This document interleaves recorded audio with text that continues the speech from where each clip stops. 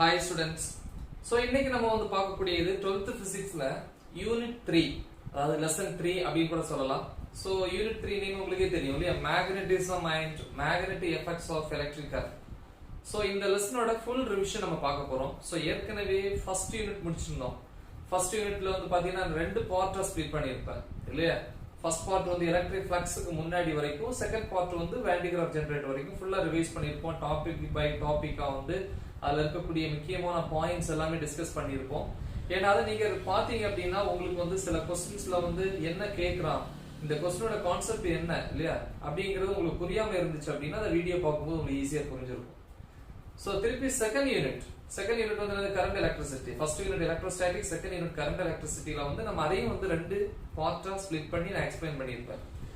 So இப்போ வந்து third unit. இந்த தேர்ட் யூனிட்டை பொறுத்தவரைக்கும் இது ஒரு லென்தி லெசன் அப்படின்னு சொல்லலாம் இல்லையா, ஒரு பெரிய ஒரு லெசன். சோ அதனால இந்த லெசனை வந்து நம்ம மூணு பார்ட்டா டிஸ்கஸ் பண்ணோம் இல்லையா. So first part already discuss பண்ணியாச்சு, நீங்க பார்த்திருப்பீங்க. செகண்ட் பார்ட் நம்ம டிஸ்கஸ் பண்ணியிருந்தோம், நீங்க பார்த்திருப்பீங்க. இது வந்து தேர்ட் பார்ட் வந்து 3.10ல இருந்து எது வரைக்கும் முடியுது அப்படின்னா 3.11.2 3.10 ஐ மீன் 3.10 அப்படின்னு சொல்லுவோம். சோ அது வந்து என்ன டாபிக்ல ஸ்டார்ட் ஆகுது, லொரன்ஸ் ஃபோர்ஸ். HA லொரன்ஸ்ங்கிறது தான் வந்து அந்த மேக்னெட்டிக் ஃபோர்ஸோட ஸ்பெஷல் ஃபீச்சர்ஸ், சிறப்பியல்புகள். சோ அத அவர் வந்து என்ன பண்ணாரு, அந்த ஸ்பெஷல் ஃபீச்சர்ஸ் வந்து எக்ஸ்பிளைன் பண்ணதுனால இந்த மேக்னெட்டிக் ஃபோர்ஸுக்கு என்ன பேர் வந்துச்சு அப்படின்னா லொரன்ஸ் ஃபோர்ஸ். இன்னொன்னு, இந்த லொரன்ஸ் ஃபோர்ஸ் எப்ப ஆக்ட் ஆகும் அப்படின்னு பாத்தீங்கன்னா, ஒரு சார்ஜ் பார்ட்டிகிள் ஒரு யூனிஃபார்ம் மேக்னெட்டிக் ஃபீல்ட்ல வந்து எப்படி ஆக்ட் ஆகணும், பெர்பெண்டிகுலரா மூவ் ஆகும் போது, இல்ல மேக் சம் ஆங்கிள். பேரலலா போச்சு அப்படின்னா அது எந்த ஃபோர்ஸையுமே எக்ஸ்பீரியன்ஸ் பண்ணாது, நம்ம இங்க பார்க்க போறோம். சோ அப்ப லொரன்ஸ் ஃபோர்ஸ் எப்பவுமே மேக்னெட்டிக் ஃபீல்டுக்கு பெர்பெண்டிகுலரா இருக்கும். சோ இந்த பாயிண்ட நீங்க மைண்ட்ல ஃபிக்ஸ் பண்ணிக்கணும். Okay, Lorentz force is always perpendicular to the magnetic field. Okay, see. So first Lorentz force என்ன பாருங்க, if the charge is at rest in uniform magnetic field it experiences no force. அதாவது ஒரு charge particle uniform magnetic field இல்லையா. So இந்த மாதிரி uniform magnetic field வந்து இந்த மாதிரி ஸ்டார் ஐ மீன் கிராஸ் போட்டுப்பாங்க, இல்ல நார்மலா லைன்ஸ் போட்டுருப்பீங்க, parallel லைன்ஸ். எப்படியோ இந்த இடத்துல நான் ஒரு charge, positive charge or negative charge place பண்றேன். இந்த சார்ஜ் ரெஸ்ட்ல இருந்துச்சு அப்படின்னா, எந்த மூவ்மெண்ட்டுமே இல்லாம இருந்துச்சு அப்படின்னா கண்டிப்பா அது எந்த வித ஃபோர்ஸையுமே எக்ஸ்பீரியன்ஸ் பண்ணாது. ஏன்னா ஒரு சார்ஜ் பார்ட்டிகிள் எப்ப ஒரு பர்டிகுலர் ஸ்பீட்ல பர்டிகுலர் டிரெக்ஷன்ல, தட் இஸ் நதிங் பட் வெலாசிட்டில டிராவல் பண்ணுதோ அப்பதான் ஃபோர்ஸ் எக்ஸ்பீரியன்ஸ் பண்ணும். ஃபார் எக்ஸாம்பிள், ஒரு பைக்கை வந்து நம்ம நிப்பாட்டி இருக்கோம் இல்ல நாமளே நின்று இருக்கோம், ஏதாவது ஃபோர்ஸ் நம்ம ஃபீல் பண்ற மாதிரி கிடையாது. ஆனா ரன்னிங்ல இருக்க பார்ப்போம், ஆப்போசிட்ல இருந்து ஒரு பல்க் அமௌண்ட் காத்து வந்து நம்ம மேல அடிக்கும். இல்ல பைக்ல வேகமா போங்க, ஆப்போசிட்ல வந்து வேகமா காத்து அடிக்குது, ஒரு ஃபோர்ஸை வந்து நம்ம எக்ஸ்பீரியன்ஸ் பண்றோம். அப்ப எப்பவுமே மூவிங்ல இருக்கும் போதுதான் ஃபோர்ஸை எக்ஸ்பீரியன்ஸ் பண்ண முடியும். சரியா? சோ அதான் பாருங்க, அப்ப ஒரு சார்ஜ் வந்து ரெஸ்ட்ல இருந்துச்சுன்னா, எங்க யூனிஃபார்ம் மேக்னெட்டிக் ஃபீல்ட்ல ரெஸ்ட்ல இருந்துச்சு அப்படின்னா அது எந்த வித ஃபோர்ஸையும் எக்ஸ்பீரியன்ஸ் பண்ணாது, ஃபீல் பண்ணாது. If the charge moves in the uniform magnetic field it experiences a force.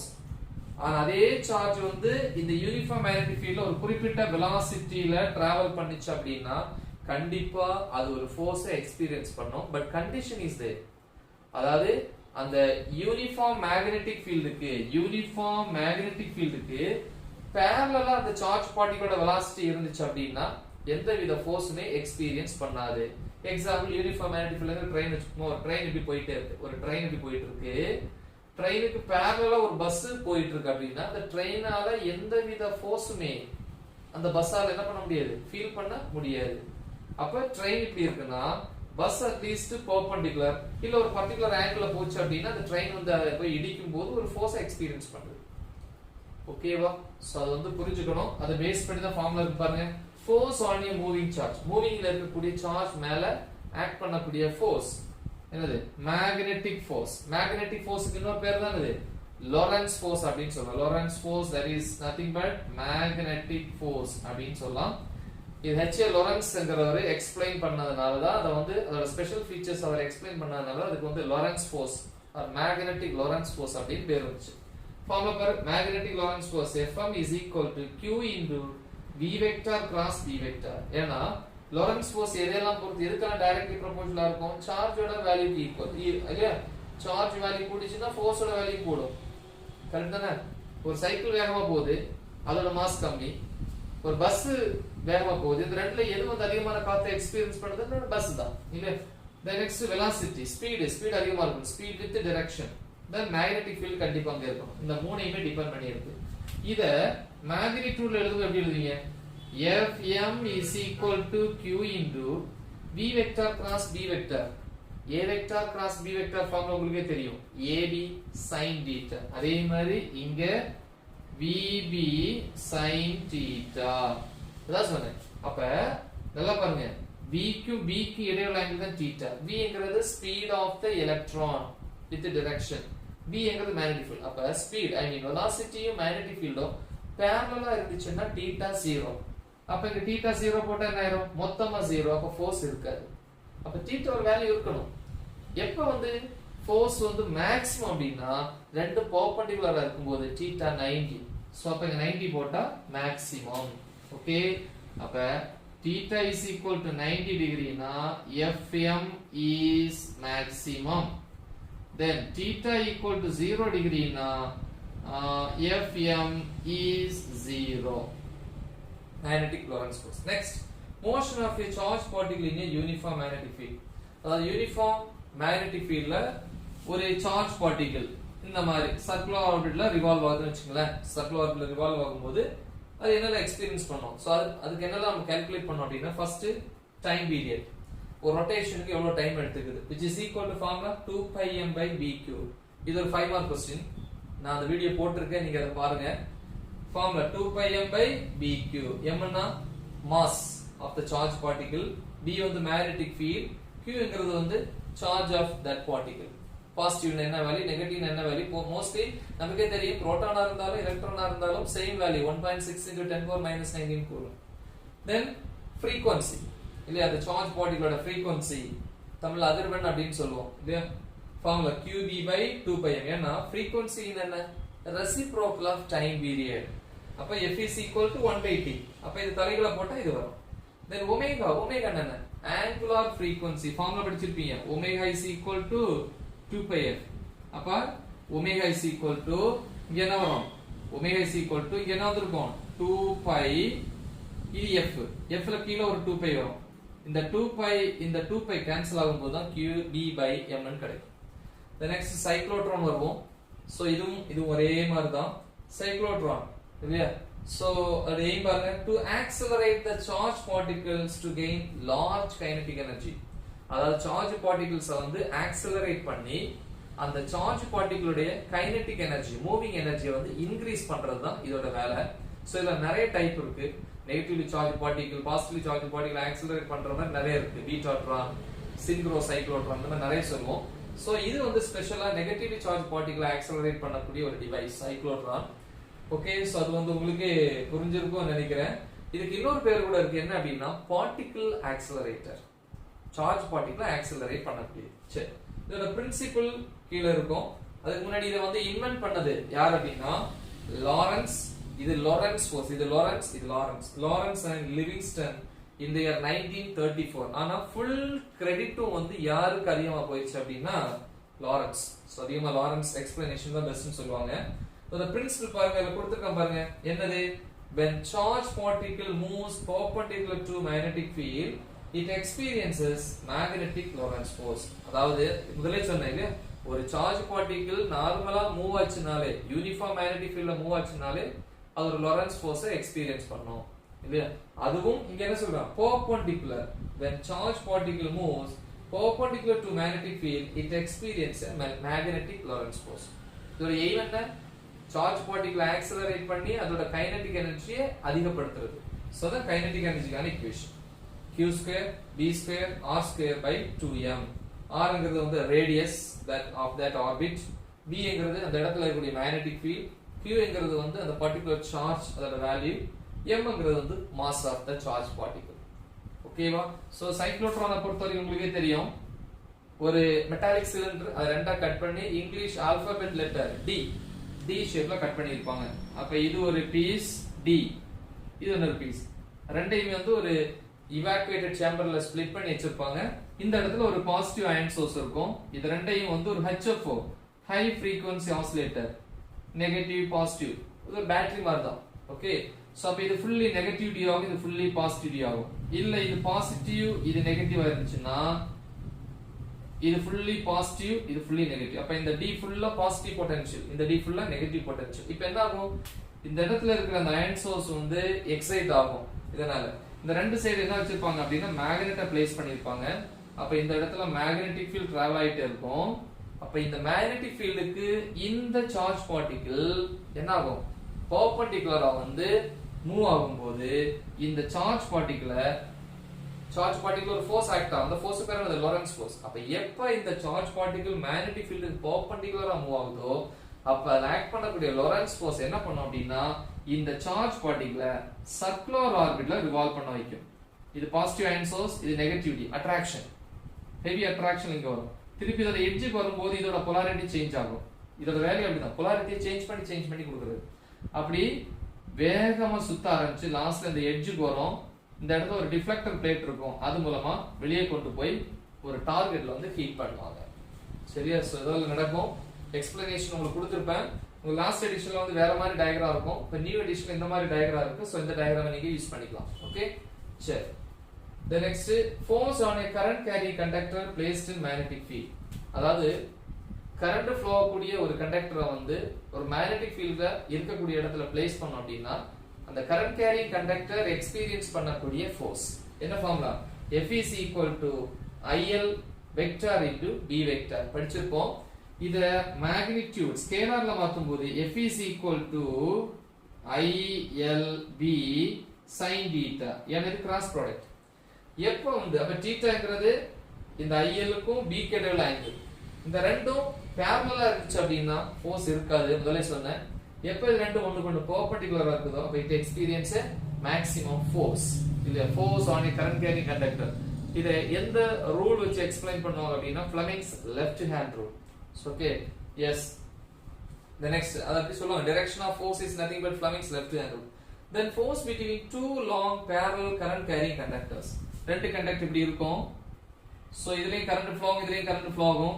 I1 I2 in the same direction. So in between the force is இந்த இடத்துல ப்ரொடியூஸ் ஆகக்கூடிய ஃபோர்ஸ் என்னது, அட்ராக்டிவ் ஃபோர்ஸ். ஃபார்முலால கொடுத்திருப்போம் இல்ல, இந்த formula F is equal to mu naught I1 I2 into L by 2 pi r. இந்த video போட்டுருக்கேன், நீங்க அத பாருங்க பிளேலிஸ்ட்ல போய்.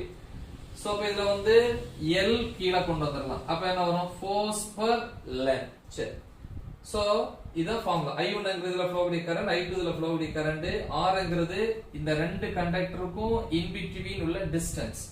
mu naught ங்கற வேல்யூ உங்களுக்கு தெரியும். mu naught ங்கிறது permeability in free space. What is the value? 4 pi into 10 power minus 7 Henry per meter. அல்லனா Henry meter nose. m மேல போச்சுனா மீட்டர் நோஸ் வரும். சரி, இதான் ஃபார்முலா. இத யூஸ் பண்ணி நீங்க இதுக்கிடையான ஃபோர்ஸை கால்குலேட் பண்ணலாம். Same direction attractive force, opposite direction repulsive force. Anyway இது முக்கியமான ஒரு क्वेश्चन கூட. இதுல இருந்து ப்ராப்ளம் வேற கேக்குறாங்க, வெரி சிம்பிள் ப்ராப்ளம். சரியா? சோ அத பேஸ் பண்ணி கொடுத்திருக்கேன் பாருங்க. Define ampere. ஆம்பியர்னா தெரியும், கரண்டோட யூனிட் தான் ஆம்பியர். ஆம்பியர்னா பக்கத்துல என்ன நம்பர் இருக்கும், 1. அப்படினா இதுல ஃப்ளோ ஆகக்கூடிய கரண்டோட வேல்யூ எப்போ 1 ஆம்பியரா இருக்கும். எப்போ 1 ஆம்பியரா இருக்கும் பாருங்க. எல்லாத்துக்கும் வேல்யூ 1 கொடுப்போம். I2 1 ampere, I1 1 ampere, then distance இந்த ரெண்டுக்கு இடையில 1 மீட்டர். இப்போ இத சப்ஸ்டிட்யூட் பண்ணீங்கனா இதோட லெந்த்தும் 1 மீட்டர், எல்லாமே 1. ஏன்னா டிஃபைன்ட் வந்துச்சுனாலே கண்டிப்பா அந்த ஃபார்முலாவுக்கு ஒரு minimum possibility number that should be common for all, that is 1. அதனால 1 கொடுக்கிறேன். அப்ப F by L, L value தெரியும் 1 metre, equal to mu naught 4 pi into 10 power minus 7 into I1 I2. I1 I2 same, அதாவது constant current flowing through the conductors, that is 1 ampere. 1 into 1 அதே 1 தான், by 2 pi into R. R ங்கிறது distance, that is 1. So pi cancel, get 2. அப்ப F by L value is what, 2 into 10 power minus 7. Unit என்ன, இது Newton, கீழ என்னது per meter. அதாவது ரெண்டு ஒயர்ல parallel வச்சிருக்கக்கூடிய ஒயர்ல கான்ஸ்டன்ட் கரண்ட் ஃப்ளோ ஆகுது, 1 ஆம்பியர் கரண்ட் ஃப்ளோ ஆகுது இல்லையா. Constant current separated by a distance 1 metre in air vacuum. Air வேக்யூம்ல 1 மீட்டர் டிஸ்டன்ஸ்ல பிரிச்சு வச்சிருக்கீங்க. அப்ப இந்த ரெண்டு கண்டக்டருக்கு இடையே எக்ஸ்பீரியன்ஸ் பண்ணக்கூடிய force per unitல is equal to எவ்வளவு 2 into 10 power minus 7 Newton per meter இருந்துச்சு அப்படின்னா அதுல flow ஆன கரண்டோட வேல்யூ என்னது 1 ampere. கிளியர்? சோ பார்த்துட்டு தெரிஞ்சிருக்கும். அது முக்கியமான 2 mark question. the next torque on a current loop இல்லையா, அதாவது ஒரு rectangular loop or circular loop whatever maybe நம்ம புக்ல rectangular loop இருக்கும். சோ அதுல கரண்ட் flow ஆகுது. அது என்ன பண்ணும்? freely suspended. ஃப்ரீயா சஸ்பெண்ட் பண்றீங்க எங்க between two strong pole magnets. அப்ப அந்த rectangular loop experience பண்ண டார்க் என்ன அப்படினு கேட்டிருக்கான். ஃபார்முலா படிச்சிருப்போம். tau is equal to nbia sin theta. என்னங்கிறது அந்த rectangular coil இருக்கக்கூடிய number of turns, b ங்கிறது magnetic field, I ங்கிறது அதல flow ஆகக்கூடிய current, a ங்கிறது வந்து area of that conductor. okay, then sin theta. so angle base பண்ணி டார்க்கோட வேல்யூ சேஞ்ச் ஆகும். so வீடியோ போட்டுருக்கேன், அதை பாத்துக்கோங்க. okay, the next moving coil galvanometer இல்ல நம்ம யூஸ் பண்ணக்கூடிய coil galvanometers எல்லாம் தெரியும், லேப்ல யூஸ் பண்றீங்க. சோ அதெல்லாம் வந்து pointer type moving coil galvanometer. So இங்க வந்து டெக்ஸ்ட் புக்ல உங்களுக்கு இருக்கிறது suspended type moving coil galvanometer. So இத யூஸ் பாருங்க to indicate the flow of current in an electric circuit. ஒரு எலக்ட்ரிக் சர்க்யூட்ல வந்து flow of current கண்டுபிடிக்கிறது, இண்டிகேட் பண்றது. இந்த டிவைஸ் வச்சு பார்த்தோம் அப்படினா எவ்வளவு ஆம்பியர் கரண்ட் flow ஆகுது அப்படிங்கறத கண்டுபிடிக்கலாம். Okay, the next moving coil galvanometer use பண்ணி அதிக படியான கரண்ட மெஷர் பண்ண முடியாது. லீஸ்ட் அமௌண்ட் ஆஃப் கரண்ட தான் நம்ம மெஷர் பண்ணுவோம். அதிகமான கரண்ட மெஷர் பண்ணோம் அப்படினா நம்ம லாபரட்டரியில வந்து pointer type moving coil galvanometer use பண்ணி நம்ம கால்குலேட் பண்ணா பைக்ல இருக்கும் பாருங்க ஸ்பீடோமீட்டர் அதே மாதிரி இருக்கும். சரி, then the principle பாருங்க, when a current carrying loop is placed in a uniform magnetic field it experiences a torque. அதான் சொன்னேன், current flow of a rectangular loop, I mean close to pathல இருக்க ஒரு காயில யூனிஃபார்ம் மேக்னெட்டிக் ஃபீல்ட்ல place பண்ணோம் அப்படினா ஆசிலேஷனால அந்த காயில்ல என்ன ப்ரொடியூஸ் ஆகும்? டார்க் வந்து ப்ரொடியூஸ் ஆகும் அப்படினு சொல்லிருக்கேன். ஓகேவா? சோ இதோட எய்ம் வந்து to calculate the current. Okay, formula E = K / NAV θ அப்படின அந்த டெரிவேஷன் லாஸ்ட்ல வரும். இந்த வீடியோ பாருங்க. சோ Kங்கிறது வந்து சில இடத்துல பழைய விஷயத்துல C ன்னு போட்டுருப்பாங்க, coupled per unit twist. இங்க K ன்னு இருக்கு, coupled per unit twist. the next என்னங்கிறது வந்து constant number of turns, a ங்கிறது வந்து area of the conductor constant, b ங்கிறது வந்து magnetic field uniform magnetic field அது constant. அப்ப இது எப்படி எழுதலாம் அப்படினா I is ஒரு equal sign ஒரு constant இருந்தா proportional to theta. so அப்ப எந்த அளவுக்கு கரண்ட் அதுல flow ஆகுது அந்த அளவுக்கு அதுல deflection இருக்கும். அப்ப deflection current directly proportional. current increases means deflection is also increases. இது எப்படி எழுதலாம்? equal to போடும்போது ஒரு constant, the constant g னு போடுவாங்க இல்ல k னு போடுவாங்க. that constant is called what? gravitation galvanometer constant. okay, good. then current sensitivity of a galvanometer. current sensitive person சொல்லுவோம், கிள்ளி இருக்கவே மாட்டோம், பக்கத்துல கை கொண்டு போட்டுட்டா ஹோன்னு ஒரு ரியாக்ஷன் கொடுப்பாங்களே அதே மாதிரி தான். அதாவது ஒரு galvanometerல வந்து 1 ஆம்பியர் இருக்கு, எவ்வளவு டிஃப்ளெக்ஷன் இருக்கு? I mean deflection produced in a galvanometer எவ்வளவு per unit current. per unit current என்ன? unit current 1 ஆம்பியர் இருக்கு. அப்ப 1 ஆம்பியர் கரண்ட்க்கு வந்து ஒரு galvanometer எவ்வளவு டிஃப்ளெக்ஷன் கொடுக்குதோ அதுதான் வந்து current sensitivity of a galvanometer. so sensitivity, current sensitivity IS equal theta by I formula, deflection produced in a galvanometer per unit current. so the formula இதுல இருந்து இப்படி மாத்தி இருக்கேன். அப்ப current sensitivity எப்படி எல்லாம் இன்கிரீஸ் பண்றது அப்படி 2 மார்க்ல கேட்பான். அப்ப 0.1 by increasing the number of turns. ஏன்னா நியூமரேட்டர்ல இருக்கிறதெல்லாம் இன்கிரீஸ் பண்ணனும், டினாமினேட்டர்ல இருக்கிறதெல்லாம் டிக்ரீஸ் பண்ணாதான் current sensitivity இன்கிரீஸ் ஆகும். படிச்சிருப்போம். அப்ப number of turns இன்கிரீஸ் ஆகணும், area of the coil increase ஆகணும், then magnetic field இன்கிரீஸ் பண்ணனும். then K என்னது? coupled per unit twist. அந்த வயரோட coupled per unit twist value decrease பண்ணேனா IS current sensitivity value increase பண்ணனும். the next voltage sensitivity of a galvanometer, the same அதே மாதிரி தான் voltage sensitivity formula theta by V per unit voltage or potential difference இருக்கும். so formula theta by V என்னது? ohmsல V is equal to IR, அதான் IRG galvanometer resistance. Okay, இத வேணா substitute பண்ணிக்கலாம். என்ன வரும்? is equal to theta by I, theta by தான் இருக்கு, NAB by K இங்க ஒரு RG, KRG. ஓகே, சோ அப்ப இங்க வந்து இதெல்லாம் இன்கிரீஸ் பண்ணனும், இதெல்லாம் டிக்ரீஸ் பண்ணீங்கனா வோல்டேஜ் சென்சிட்டிவிட்டி இன்கிரீஸ் பண்ணலாம். Okay, the next conversion of galvanometer into ammeter. எதுக்காக galvanometer ammeter மாத்தணும் அப்படினா galvanometer is used to measure the minimum amount of current. Maximum amount of current measure பண்ணோம் அப்படின்னா கண்டிப்பா அம்மீட்டர் வேணும். ஏன்னா கேலோனோமீட்டர் இருக்கிற காயில்ல வந்து அளவுக்கு அதிகமான கரண்ட் ஃப்ளோ ஆச்சுன்னா காயில் என்ன ஆகும், மெல்ட் ஆகும். ஓகே, அப்ப என்ன பண்றோம், ஒரு கேலோனோமீட்டர் அதோட ரெசிஸ்டன்ஸ் தான் G, இதுக்கு parallel ஒரு ரெசிஸ்டன்ஸ், அதுவும் small resistance, that is simply we can say shunt resistance அப்படின்னு சொல்லுவாங்க. சோ இப்படி கனெக்ட் பண்ணா எனக்கு என்ன கிடைக்கும் அப்படின்னா ஒரு அம்மீட்டர். அப்ப அம்மீட்டர் எப்படி மாத்துவீங்க, how will you convert a galvanometer into an ammeter? By connecting a small resistance in parallel with what galvanometer. Galvanometer ஓட parallel small resistance கனெக்ட் பண்ணா அப்ப அம்மீட்டர் மாறும். பட் இந்த ஹோல் அம்மீட்டரை எங்க எக்ஸ்டர்னலி கனெக்ட் பண்ணீங்க அப்படின்னா ஒரு எக்ஸ்டர்னல் சர்க்யூட்ல வந்து சீரிஸ்ல கனெக்ட் பண்ணணும். ஏன்னா சீரிஸ்ல தான் கரண்ட் சேமா இருக்கும், கரண்ட மெஷர் பண்ணற டிவைஸ் தான் ammeter. Then conversion of galvanometer into voltmeter. எப்படி galvanometer voltmeter மாத்துறது, ஒரு galvanometer கூட high resistance HR இல்ல simply R கூட சொல்லலாம், high resistance சீரிஸா கனெக்ட் பண்ண கிடைக்கிறதா voltmeter. பட் voltmeter யூஸ் என்ன, potential difference மெஷர் பண்றது இல்லையா. சோ அப்ப இந்த வோல்ட்மீட்டர் எங்க கனெக்ட் பண்ணுவாங்க அப்படினா எக்ஸ்டர்னல் சர்க்யூட்ல parallel கனெக்ட் பண்ணுவாங்க. சரியா. தென் நல்ல ஒரு அம்மீட்டர் அப்படினா அதோட ரெசிஸ்டன்ஸ் வேல்யூ எப்படி இருக்கணும், டிராப்ஸ் 0 ஆயிருச்சுன்னா பெஸ்ட். அது நல்ல ஒரு நல்ல ஒரு அம்மீட்டர், ஐடியல் அம்மீட்டர்னு சொல்லுவோம்.